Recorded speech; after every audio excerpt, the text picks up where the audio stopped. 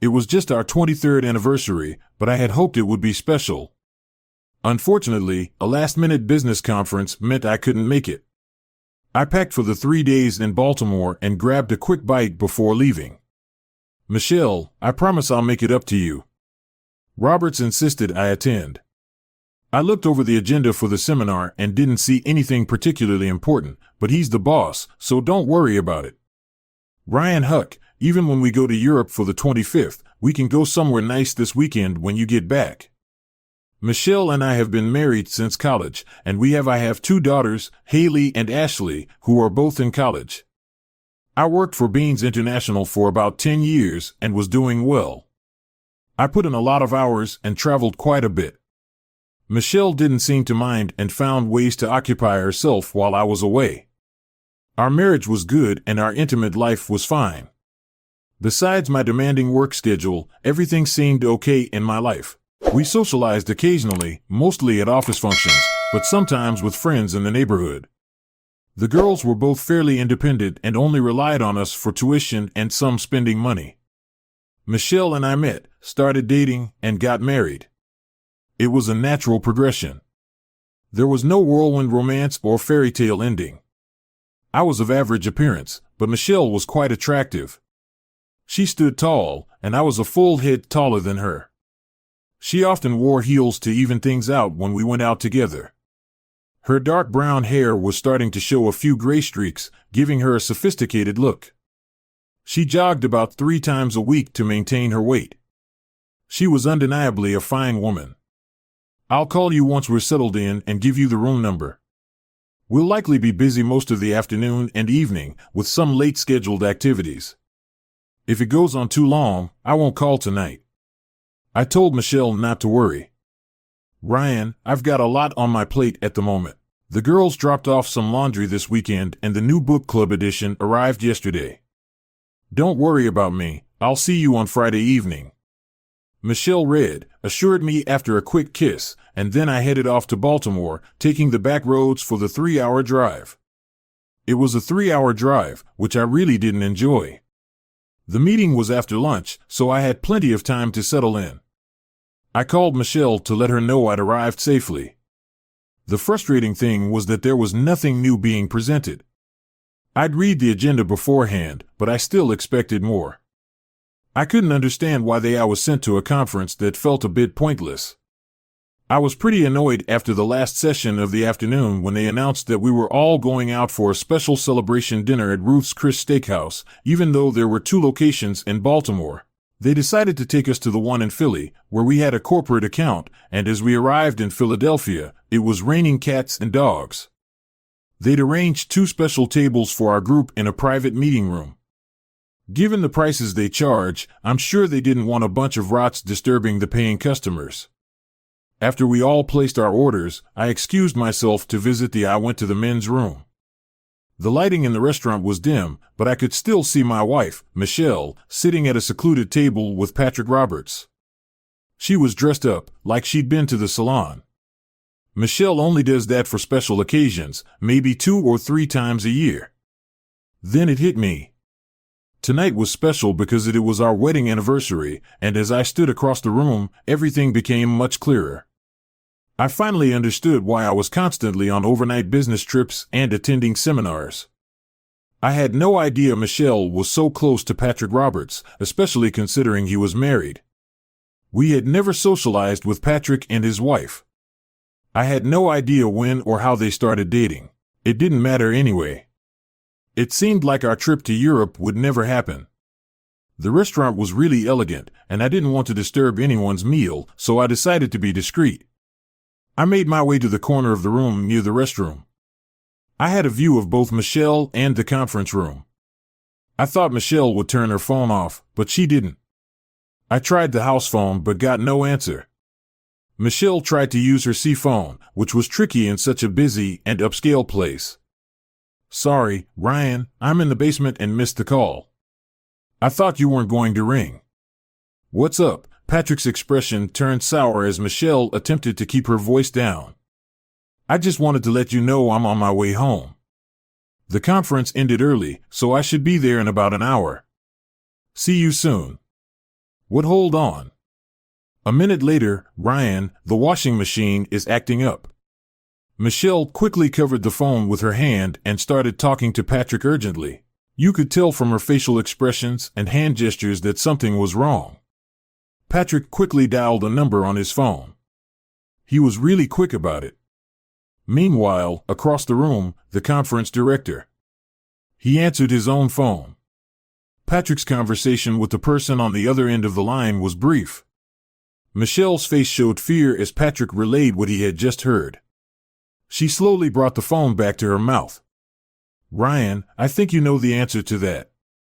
You look lovely in that black dress. The dress goes well with the pearls I got you last Christmas. Don't worry about coming back home tonight. I'm moving out tomorrow. Oh, and happy anniversary, Ryan. We need to talk. That phrase they always say is probably the dumbest thing a woman caught cheating can say, but they always say it. It was pouring with rain. As I left the restaurant, I realized my car was in Baltimore, leaving me stranded in Philly. I began walking towards downtown, but it was pouring with rain and I was soon soaked to the bone. I didn't mind, though, and I didn't switch my phone off, even though it was ringing nonstop. I eventually switched it off to conserve battery, missing out on the free Ruth's Chris steak dinner. I felt pretty down in the dumps until I stumbled upon a cheese steak shop. The food was incredible, but I didn't want to spend any more money on a rental car to head home. I was comfortable there, with all my belongings, but I just couldn't bring myself to go back. I had to convince myself it was necessary to go there from the steak shop.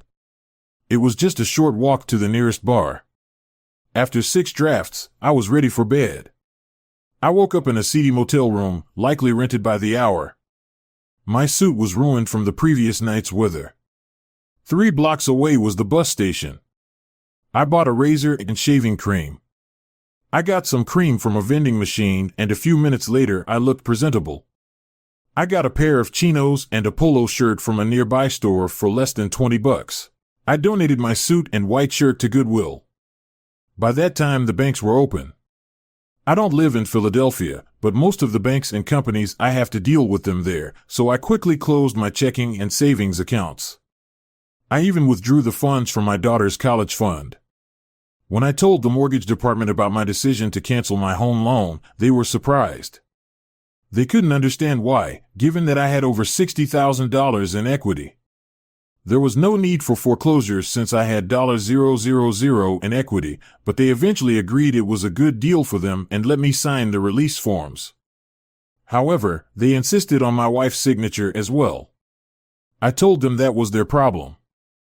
I also canceled my bank credit card after settling the balance. Fortunately, I had accumulated a substantial sum in my whole life insurance policies. The company agreed to send the checks to my sister in Savannah. Fidelity Mutual Funds also agreed to mail the checks for my closed account. My cell phone battery died, but a friendly secretary lent me her phone to call work and my department head. My boss wasn't happy about me leaving suddenly, even though he tried to keep me on. He asked me why I'd made such an abrupt decision. He wasn't pleased to hear that Patrick Roberts had been keeping me busy to pursue my wife. I told him it was a done deal and that it couldn't be undone before transferring me. I went to the personnel office and they told me that Roberts would face consequences. They said they'd send my final checks for pay, profit sharing, sick leave, and a basic vacation pay to my sister's address. One of the secretaries even gave me Patrick Roberts' home phone number.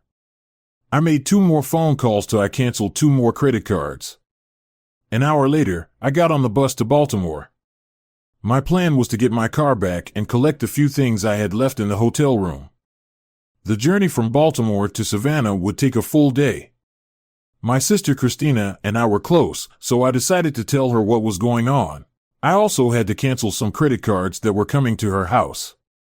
I turned on my cell phone to charge it in the car, ignoring the several calls that came in during that time. Once I'd settled, I decided to get a new number. I had many hours on the road ahead of me. There was plenty of time for reflection. I couldn't understand what had motivated Michelle to leave with Patrick Roberts. I wondered if I played a part in it or if I was just a bystander. It seemed I'd fallen short as a husband somehow. After a bit of thinking, though, I realized I didn't need to blame anyone. It was time to let go and move on. I regretted not having my birth certificate, passport, and car title with me. I'd have to manage without them or find a way to get them back. Luckily, I had my laptop in my briefcase. I could manage without the cell phone charger anyway. My medical insurance was still valid for 90 days, but I wasn't expecting any health issues about an hour outside Baltimore. I called Patrick Roberts' wife. Patrick had been let go. In the morning, for reasons he didn't specify, she thanked me for providing more detail and found a way to make it up to me and her. I felt he deserved at least that much, so I called Christina to let her know I was on my way. I also wanted to welcome my wandering brother. Christina greeted me from the front porch as I arrived. Your wife called twice trying to track you down, but she didn't have much luck. I'm still not sure why it was urgent or why you might be visiting your sister. I'm guessing you'll enlighten me now, or I'll have to kick your butt. The porch boasted 4 rocking chairs and an ice chest, likely stocked with beer. Christina, being older and perhaps wiser, took a seat and gestured for me to join her. Judging by your expression, I'm guessing this was something you didn't anticipate. I said I never saw it coming and certainly never expected it. Your little brother got hit out of nowhere and could use some comforting words, I replied, accepting a cold beer and a sympathetic smile from Christina. The rockers were strategically placed for us to prop our feet up on the porch railing and watch the passing traffic. Christina and her husband Gary had bought the old two. The story goes that 20 years ago, Gary was handy and had to replace a lot of the lower structures because of wood termites. These are a real problem in damp coastal areas. Their investment had paid off as the house was now part of the Savannah Historical District. I suspect infidelity. Is that right? Yep. And who's the cheating one? Michelle or Ryan? Well, I'm too socially inept to know. It's not like he'd meet another woman, so it must have been her. Christina thought for a moment. She wasn't trying to be clever, but it was hard to say outright that her husband had cheated on her. Ryan, that's unexpected. I never thought Michelle would do something like that. How did it happen? She didn't know. She didn't care. It seems she got involved with her boss, and he started sending me out of town on business trips so they could be together. I only found out because I happened to be in the wrong place at the wrong time. I didn't confront her. I just left. Is there a chance you're mistaken? No. She lied to my face about it while it was happening. She told me on the phone she was home doing laundry, but she was sitting in a restaurant with him 30 feet away from me. I never saw them together, but I'm pretty sure it happened at some point. Is there any chance of reconciliation? It's never going to happen. We opened another bottle and sat in silence for 10 minutes. It was the first time I acknowledged what had happened, and it didn't feel good. Why don't you freshen up for dinner? Gary will. I'll be home in a couple of minutes. Why don't you two catch up while I get the shrimp boiled? He doesn't know anything, so it's up to you if you want to tell them. I won't say anything if you prefer. Just tell him, Christina. It's better not to sweep something like this under the rug. I spent 2 days with Christina and Gary. They had 2 sons who were both married. Gary had put on a few pounds, so he had plenty of extra clothes he wanted to give away. I was happy to accept them as I needed some. Christina agreed to hold on to any checks or other mail that arrived for me until I could provide a forwarding address. I didn't know where I was headed next. Michelle called once the next day, but I asked Christina to call my daughter at college after I left and explain the situation as best she could. It was important to me that they knew their tuition would be taken care of. I wasn't ready to face that myself before leaving town. I got a new cell phone number and bought 2 pairs of comfortable shoes. I took the old Route 301 south instead of the interstate. The best part about being in the area was being able to have Crystal for lunch and Waffle House for breakfast. What more could a man want? I slept in the car the first night parked between 2 enormous RVs in a Walmart parking lot.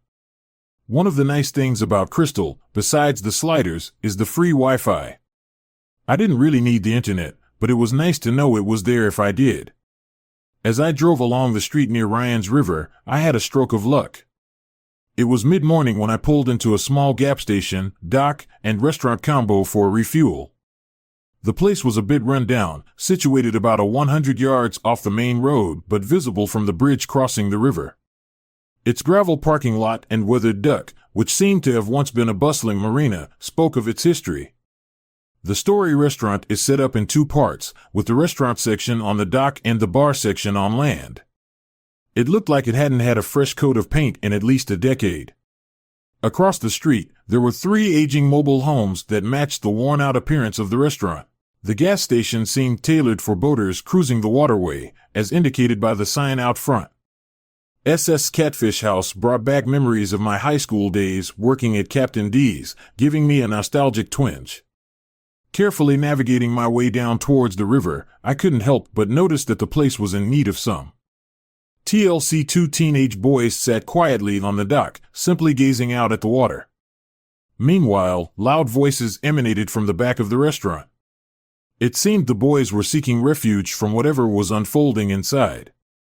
"There's quite a commotion in there," I remarked, attempting to strike up a polite conversation without intruding. Both boys looked up at me.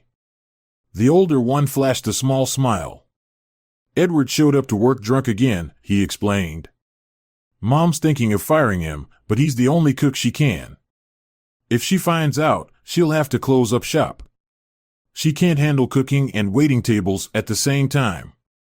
I assume you guys lend a hand around here. The restaurant sells beer, so Larry and I can't work in the dining room until we're 18. According to state law, we can pitch in the kitchen, but that doesn't really help Mom out much." Just then, Edward stumbled out the back door of the kitchen. It was clear from his failed attempts to get up that he was drunk. "Don't even think about coming back." That marked my first. I met Megan Fields, a tall, muscular woman from Florida. She was standing in the kitchen with her eyes blazing with fury. It was lucky for Edward that she didn't have anything in her hands, otherwise she might have hurled it at him. Megan was almost 6 feet tall, and her uniform didn't flatter her. It was obvious she wasn't well endowed. I don't usually notice a woman's chest, but it was striking in this case. I scolded myself for being so tactless and tried to push the thought aside. She had shoulder-length auburn hair and sharp cheekbones that accentuated her dark brown eyes. She looked like she'd had a hard life. She had auburn hair and sharp cheekbones that made her dark brown eyes stand out. She didn't wear much makeup, which made her look a bit tougher than your average woman. She was clearly a strong person who'd been through a lot. She stood with her hands on her hips as Edward stumbled away across the car park. "What the hell are you looking at?" she said, sounding just as angry with me as she had been with Edward. "My name is..." "Hi, I'm Ryan Turner. I was looking for a job." I don't know what possessed me to say that I wasn't actually looking for a job, but it seemed like the best thing to say at the time. Something about the whole exchange set off a fit of giggles in the two boys. "Larry, Charles, come on in and start getting ready for lunch. There's nothing funny about this, and I don't appreciate it. Mark, I'm Megan. I'm the Wicked Witch of the South." The boys hurried indoors, and Megan turned her attention back to me. She asked for my name and if I had any restaurant experience. I told her I had 2 years at Cap D's, mostly in food prep and cooking. "I'm not a master chef, but I can handle myself in a kitchen." I was drawn into this game despite knowing it would wear thin soon. Her intensity fascinated me. It held my attention like a moth to a flame. My first day as a cook at S's Catfish House went fairly smoothly. I made a few mistakes with orders, but nothing disastrous. The boys were helpful, guiding me through standard procedures and locating supplies. I was used to batter-fried fish, but the breading and frying was similar. The real hassle was cleaning the fryers after the lunch rush. I doubted they'd been cleaned in a year, despite having a relatively simple oil filter system. It was still messy work. Megan and I spent the afternoon prepping for dinner service. She gave me a crash course. When making coleslaw her way, she went over the menu to address any questions I might have. Catfish dominated the menu, though it hadn't been discussed explicitly. I got the sense she assumed I was here to stay, which I was flattered and intrigued by.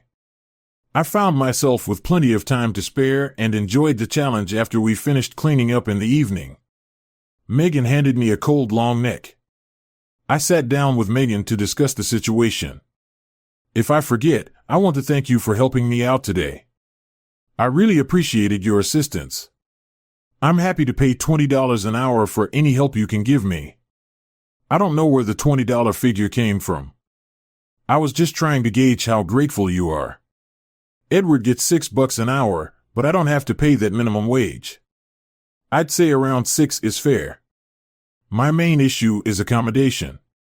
The boys and I live in one of the trailers across the street. The owner of the restaurant lives in the big one. Her son Mark runs the gas station and lives in the third trailer. There's a storage room upstairs, but it's bare. You can use the restaurant's toilet, and I can let you. You can shower in the trailer. How much for these luxurious accommodations? I'll pay you in free overtime for 40 hours a week and anything over that you do for free.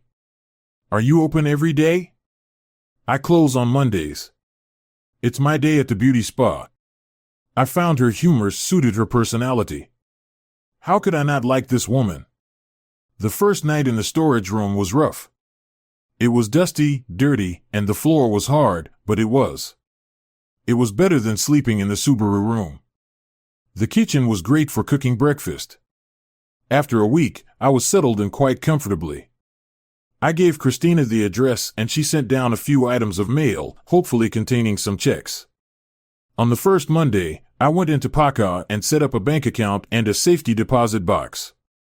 It was a relief to finally unload all my stuff. I took the cash I'd been carrying around, the boys and some second-hand furniture. They enjoyed lending a hand, and I liked having them around. Showering in Megan's trailer felt awkward.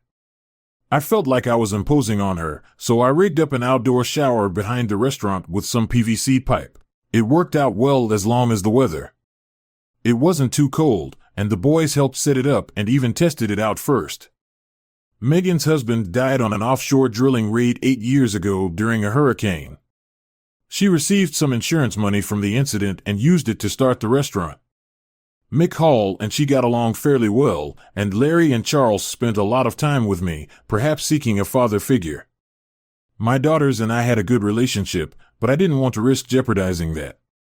It was time to touch base with Base, and luckily they were both at Penn State, so I only needed to make one call. When I spoke to Ashley, I could tell she was the one who answered. "Hey, it's Dad. I just wanted to catch up with you guys. Haley, I know you're in class, but I just wanted to check in. I'm waiting for your call. I know your mom has been acting weird, so I wanted to give you a chance to tell me what's going on. I'm sorry for the confusion. So, what's your mom's explanation? She said she set up a romantic anniversary dinner for you both at a steakhouse. Your boss helped out, but when you got there, you saw them together and freaked out. Your mom didn't get a chance to explain. She seemed Ashley, that's quite the story, but it's just that, a story your mom didn't know. I'd be there. She was shocked when I showed up. I called her from inside the restaurant before she even knew I was there. She told me she was at home doing laundry when she saw me. She panicked. It wasn't a surprise party. My boss and your mom planned for me to be out of town so they could meet up. She got caught. She's now trying to cover it up. That sounds more believable. What do you want us to do? And why are you calling from Savannah? I'm not actually in Savannah. I just got the phone there. Try not to be too hard on your mom, but see if you can get her to come clean. Got it. Anything else? If you're going home for Thanksgiving, go into the den and grab my passport, birth certificate, and the Subaru tile. Then mail them to Aunt. Christina will get them to me. Whatever you do, don't give Mama my cell number. I don't want to have to change it again. Sorry about everything, Dad. Haley and I are here to support you if you need anything. Thanks. Oh, and I got all your tuition money, so no need to worry about that. I was relieved knowing that was taken care of, although I dreaded having to break the news to Ashley about her mother. I was sure Ashley Michelle's explanation was interesting, given the circumstances, but it wouldn't hold up in court. I was curious about the affair, but the pain it would cause wasn't worth it. Things were going smoothly at the Catfish house. I received the checks from Christina and the documents the girl sent down. I'd soon get new Florida car tags when the PA ones expired. I deposited my restaurant paychecks into my bank account. But I kept the rest of the money in the safety deposit box because the interest rates were low. It felt safe and I didn't feel like I was missing out on much. I ate at work all week, so Mondays were my chance for something different. The boys were always up for it and Megan joined us naturally. It was my treat, and though neither of us admitted it, it felt like a sort of date.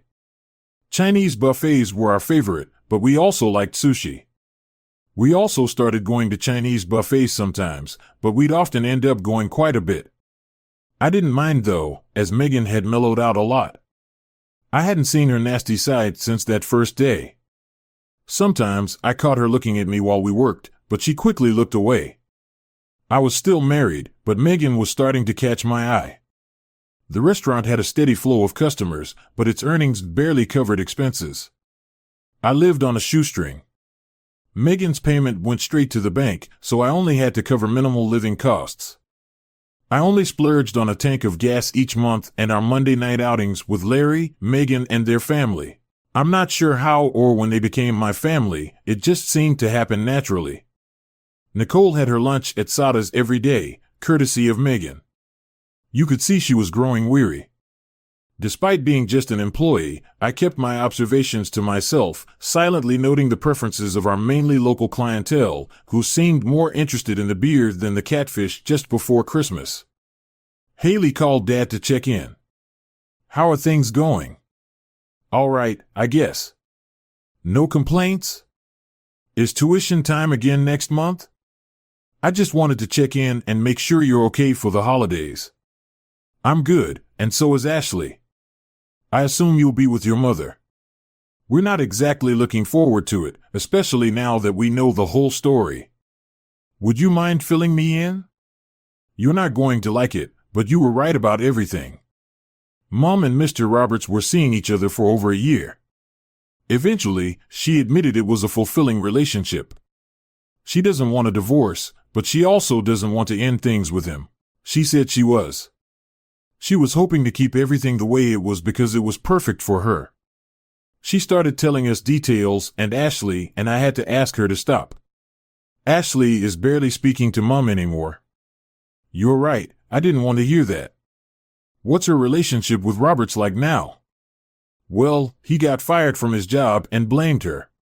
His wife filed for divorce and he blamed Mom for that too. Last I heard, he moved to Chicago. And she didn't ask Mom to go with him. Mom got a job at an insurance company answering phones. She ran out of money very quickly after you left and couldn't even pay the utility bills. She's just scraping by now, but I think she's selling off her jewelry and stuff. The bank told her she didn't have to make the house payments anymore. If she signs a release, I think she's going to try and sell it instead. I'll send you a power of I've got an attorney form so that your mother can sell a house more easily. You can give it to her when you go home for Christmas. She'll probably appreciate that. She was wondering why you hadn't filed for divorce yet. I'm not going to. When she's ready, she'll have to do it. I have no money, no job, and I'm living off what I took from the bank when I left. It'll run out very soon. I saw no reason to let my daughters or my wife know that I had. I've got a nice little stash in a pocket bank waiting for my day of freedom. My wife had never shown an interest in our finances, and unless she got a really good lawyer, she'd never know I figured she'd go for the cheapest lawyer she could find. I'll let her know when we head downstairs. Haley, I apologize for not getting you or the girls anything for the holidays this year. I'll make it up to you. Just let us know where you are. Let me know where you are and we can come and visit you during spring break. You can make it up to us then. It's a deal. Have a wonderful Christmas. I've been using Megan's shower for the past month or so. She always managed to find something else to do while I was there, so there was no chance of anything improper. Northern Florida gets cold, so I had to rely on her facilities for a couple of months.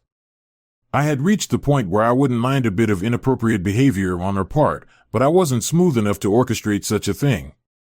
I was afraid that if I did something wrong, it would upset her. Typically, when I showered, the boys were at school feeling guilty for not getting my daughter anything for Christmas. I felt even worse when I got the boys' new game, a turquoise Conco belt. Megan always wore her blouses out, and I couldn't help but imagine how good she would look with the right accessories. We closed the Catfish house early on Christmas Eve and exchanged gifts. Megan and the boys got me a GPS for the Subaru. We indulged in boiled shrimp and whole cronets, but the boys wanted to play with their new toys. Megan told them to go home and not wait up. Charles winked and gave me a thumbs up as they left. Megan and I had a great chat for about an hour.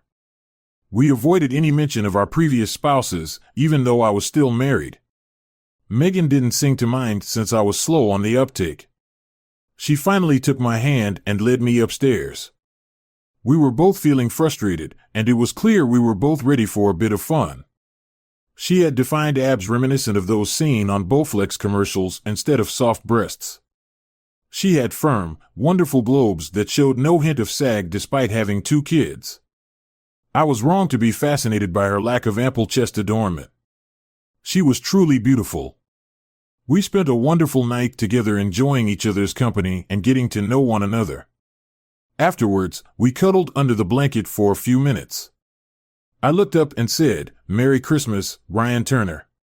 Hearing the boys downstairs, Megan jumped out of bed and began to dress.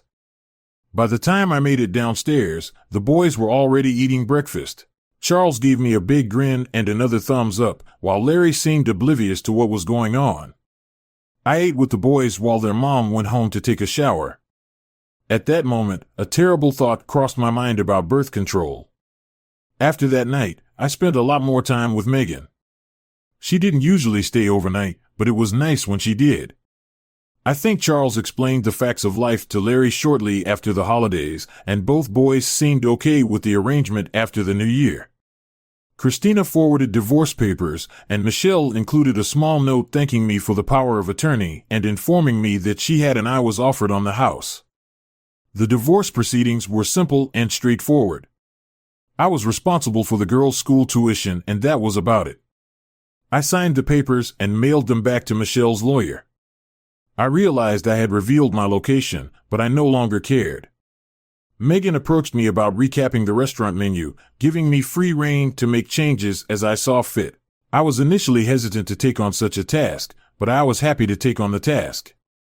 Our seafood wholesaler was happy to include frozen whitefish portions in our weekly catfish delivery. Charles was keen to learn how to make fish and chips. Megan and I managed everything during the school year, handling the slow but steady business with ease. However, we hadn't anticipated the consequences of increased. I got the boys to help with painting on the weekends. My standards weren't too high, so I was happy with whatever they did. The whole business was Megan's. I could tell she wanted me to take on more of a role in it. At first, I only made suggestions, but over time, she seemed relieved when I took charge of decisions without consulting her. She never criticized or complained about my choices. Running a business like this wasn't my initial plan, but it felt like it was becoming my destiny. I hope that doesn't sound too profound. Mark caught the entrepreneurial bug and even spruced up the gas station. He got shiny new signs and updated pumps that accepted credit cards after calling his distributor. Once cleaned up, a salesman convinced him to install racks selling various tourist items, all at no cost to Mark, who got a cut of each sale. It spruced up the station's appearance, making it seem less run down. Charles got his learner's permit on his 16th birthday, and I loved teaching him to drive the Outback. Megan seemed relieved she didn't have to do that in 2 years. It'd be Larry's turn then. One day, a good old boy from near Moss Bluff showed up with a pickup. He had a truck loaded with a freezer full of gator tail meat. He spent a good 30 minutes trying to convince me of the nutritional merits of eating reptiles. He knew his subject matter well, but he was a terrible salesman. I tried to show interest so as not to hurt his feelings. He also had some frozen cooter in the truck. I got the sense he was feeling the pressure when he made a smart move. I'll leave you 10 pounds of gator tail. And 10 pounds of turtle for you to try out free of charge. I'll be back in a week to see how things go. Would that be okay with you, Mr. Smith? He caught me off guard. I had been feeling confident, but he hit me with a zinger. Sure, I'd be glad to give it a try. Do you have any preparation suggestions? Most people just like to fillet it, bread it, and fry it. If I decide I like it, how much is this going to cost me? He handed me a green sheet of paper with prices, phone numbers, and state permit numbers to sell the gator and the snapping turtle meat.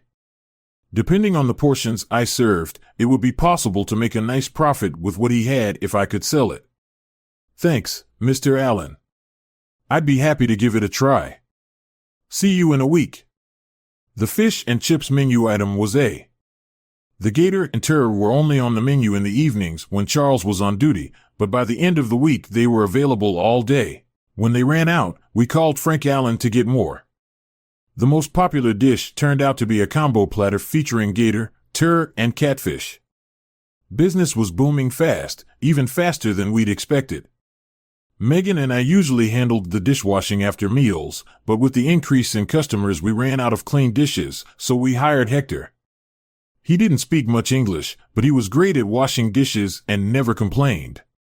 He rode his bike to the restaurant every day and worked both lunch and dinner shifts. We had no idea where he lived.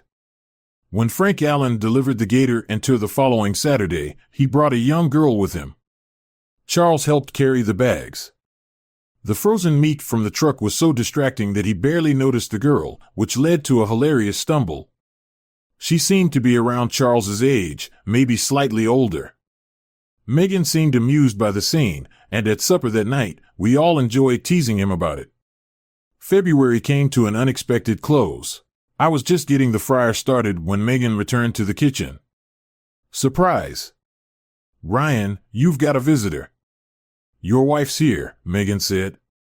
She announced it in an utterly neutral tone, with no emotion showing. I stepped out into the dining area to see Michelle for the first time in months. She looked as stunning as ever, with flawless hair and makeup, and an outfit that highlighted her figure. Megan stayed behind in the kitchen. You're not easy to track down, she said. You're looking good. You too, I replied.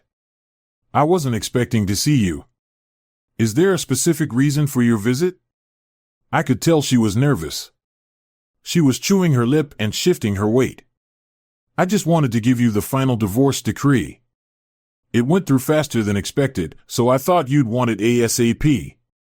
She handed me a folded document, which I didn't bother opening.